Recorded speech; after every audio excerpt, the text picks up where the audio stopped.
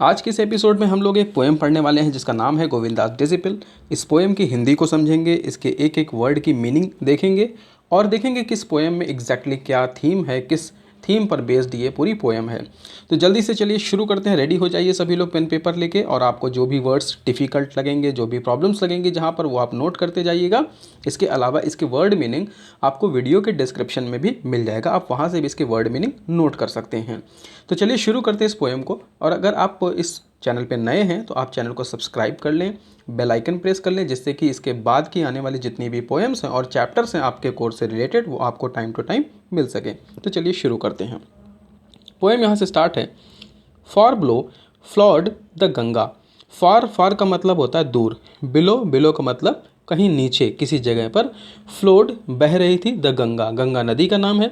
तो किसी जगह पर एक नदी बह रही थी गंगा के पास में, वहीं पर ये बैठे हुए हैं। गोविंदास की बात चल रही है, गुरु गोविंद की यहाँ पे कहानी है और गोविंद के विषय में यहाँ पर बताया जा रहा है। क्विक एंड क्लियर, वह नदी बिल्कुल तेज़ी से चल रही थी। क्विक मतलब तेज़ी से, एंड क्लियर साफ़ सुथरी थी, यानी पानी उसका बिल्कुल साफ़ था। अब फ्राउंड द जटलिंग बैंक, और उसी के ऊपर जो है एक बैंक बना था, नदी का किनारा बना हुआ था जो पूरी तरह से बाहरी सीमा की ओर था। जटिंग का मतलब होता है बाहरी सीमा, यानी उसके बाहर बाहर जो किनारे किनारे जो बने हुए थे, वहाँ पर बाहरी सीमा के पास में ऊंचा ऊंचा उठा हुआ पत्थर भी था और काफ़ी कुछ ऊंचाई थी।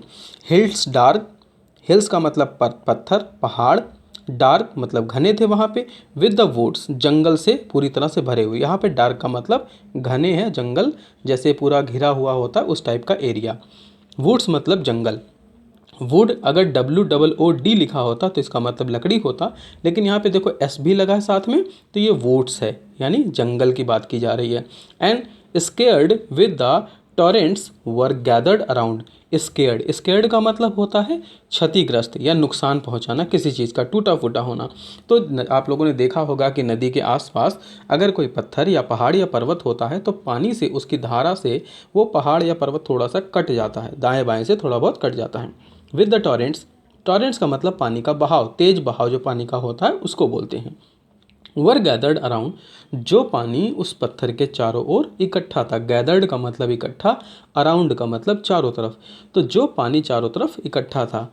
तो सारे वर्ड्स यहाँ पर जितने भी आप देख रहे हैं सबके मैंने एक एक की मीनिंग बताई है। अगर आपको कोई कन्फ्यूज़न लगता है तो आप वीडियो को बैक करके रिवाइंड करके फिर से सुन लीजिए, आपको उस वर्ड का मीनिंग पता चल जाएगा। इसके अलावा जो भी इसमें डिफ़िकल्ट वर्ड्स हैं, जैसे यहाँ पे टॉरेंट देख रहे हैं, जटिंग देख रहे हैं, इन सब की मीनिंग आपको डिस्क्रिप्शन में वीडियो के मिल जाएगी। और इसके रिलेटेड जो भी स्टडी मटेरियल है और भी, यानी पोएम के अलावा आपका इसके क्वेश्चन आंसर, इसके रिलेटेड कॉम्प्रीहेंशंस, इसके रिलेटेड जो भी स्टेंजाज होंगे उनके एक्सप्लेनेशंस और जो भी क्वेश्चन आंसर उनके बनते हैं, वो सब आपको वीडियो के डिस्क्रिप्शन में लिंक में मिल जाएगा। आगे देखते हैं कि गोविंदा की बात करते हैं। वो वहाँ बैठे हुए थे। द ग्रेट टीचर, जो एक महान शिक्षक थे, ग्रेट का मतलब महान, टीचर का मतलब शिक्षक, वे वहाँ बैठे थे। सैट, सैट मतलब बैठे। ऑन द रॉक, एक पत्थर पर, पहाड़ पर। रॉक का मतलब पर्वत या पहाड़ होता है, तो वहाँ पर ये बैठे हुए थे। रीडिंग स्क्रिप्चर्स, रीडिंग का मतलब पढ़ रहे थे, स्क्रिप्चर्स का मतलब शास्त्र। अब शास्त्र क्या होता है? जो धार्मिक ग्रंथों की पुस्तकें होती हैं, जैसे गीता, बाइबल, गुरुमुखी, ये सब किताबें जो होती हैं, गुरु ग्रंथ जिसे कहा जाता है, इनको शास्त्र कहते हैं। जो किसी भी धर्म विशेष के विषय में जानकारी देते हैं उनको। तो वो बैठे हुए शास्त्र पढ़ रहे थे। वेन रघुनाथ, तभी वहीं पे एक व्यक्ति आता है जिसका नाम है रघुनाथ, हिज डिसिपल, जो उनका शिष्य था। डिसिपल का मतलब शिष्य, रघुनाथ एक नाम है। प्राउड ऑफ हिज वेल्थ, वह अपने संपत्ति पर उसे गर्व था, घमंड था।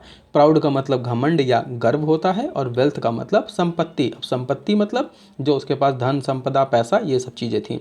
केम वो आता है।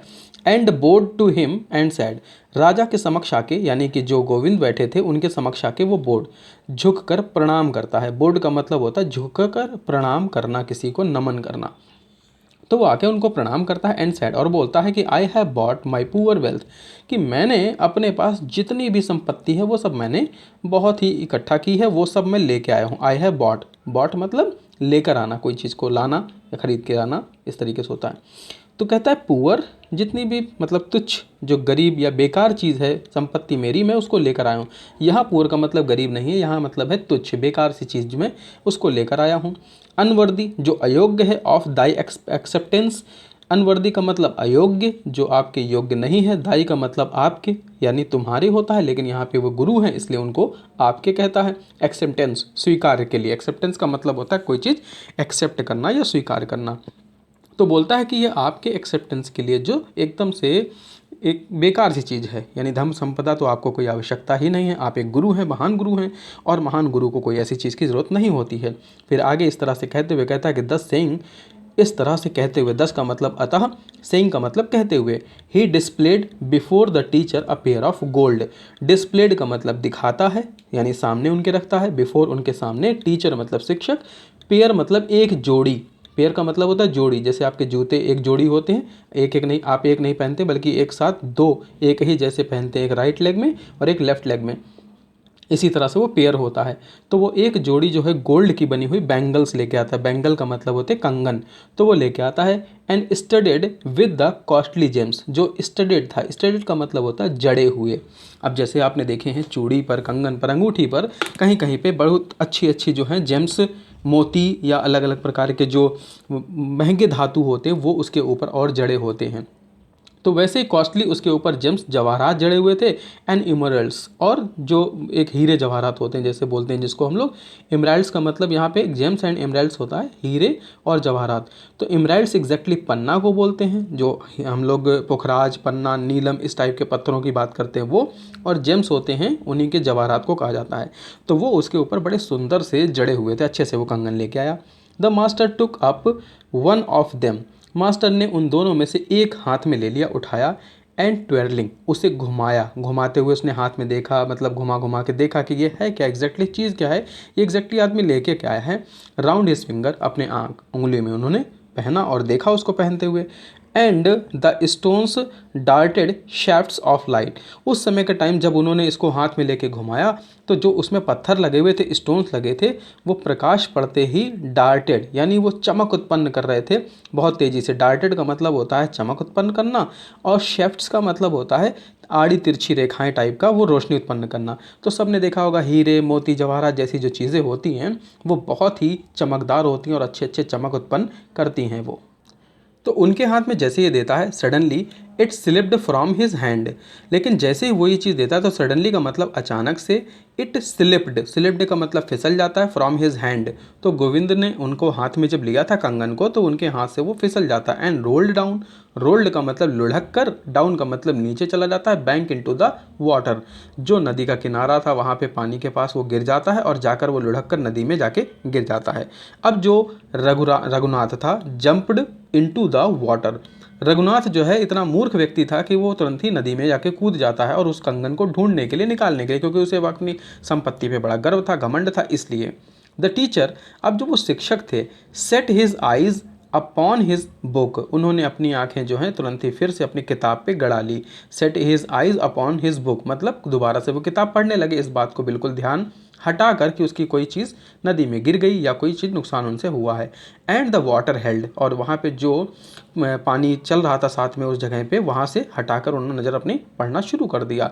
Hide what it stole and the ran its way, लेकिन वहाँ पानी में जो चीज़ गिरी थी, हाइड वो छुप गई, मतलब उसमें डूब गई। वॉट इट स्टोल, जो कुछ उसमें चला गया, स्टोल का मतलब होता है चोरी हो जाना या चला जाना, एंड रैन इट्स वे, वो उसी के साथ बहता हुआ चला जाता है। ये बात वो जानते थे। एट सनसेट, शाम के समय की बात है, यानी उस दिन शाम को फिर से रघुनाथ केम बैक, उनके पास वापस आया और उसने दोबारा उनसे विनती की, यानी गोविंद से विनती की, बेग्ड हिम, उनसे निवेदन किया कि showed him the place where it fell, कि जो कंगन उन्होंने यानी रघुनाथ ने गोविंद को दिया था वो एग्जैक्टली गिरा कहाँ था। वो एक्चुअली जानना चाहते थे कि कहाँ गिरा था, सर बता दीजिए ताकि हम उसे ढूंढ सकें। The teacher took the other bangle, अब जो शिक्षक थे यानी गोविंद, उन्होंने उसका दूसरा कंगन लिया और कंगन दूसरा वाला जो है, through it into the water, उसको पानी में फेंकते हुए बोले, देयर इट इज़, यहाँ पे गिरा था, यानी दूसरा सोने का कंगन भी पानी में फेंक दिया और बोले लो यहीं पे गिरा था। तो इस तरह से उसको ये सबक सिखाया कि कोई भी संपत्ति जो है उनके लिए मूल्यवान नहीं है। ये पोएम जो है रविन्द्रनाथ टैगोर जी ने लिखी हुई है। इस पोएम के बारे में आपको अच्छे से आई होप कि समझ में आ गया होगा थीम कि एग्जैक्टली इस पोएम में क्या बताया गया है, क्या चीज़ें हैं। यहाँ पर जितने भी डिफ़िकल्ट वर्ड हैं, जितने भी आपने टफ वर्ड इसमें देखे हैं, वो सारे के सारे आपको डिस्क्रिप्शन में मिल जाएंगे। आप वहाँ से उस डिस्क्रिप्शन से उन वर्ड्स को नोट कर सकते हैं। कहीं पे अगर आपको कोई भी कन्फ्यूज़न है, वीडियो को रिवाइंड करके फिर से देखिए, और वीडियो अगर अच्छा लगा हो तो प्लीज़ लाइक और सब्सक्राइब जरूर कीजिए, और इसके साथ साथ बेल आइकन भी प्रेस कर लीजिए, जिससे इसके आगे की जो भी पोएम्स है वो आपको टाइम टू टाइम मिल सकें। इसके रिलेटेड कॉम्प्रीहेंशन और रिलेटेड जो भी वर्क है वो आपको डिस्क्रिप्शन में दिए गए लिंक के थ्रू मिल जाएगा। तो एक ऐसे ही नए वीडियो के साथ नेक्स्ट सेशन में फिर मिलेंगे। देखते रहिए हमारे इस चैनल को और सब्सक्राइब जरूर कीजिए।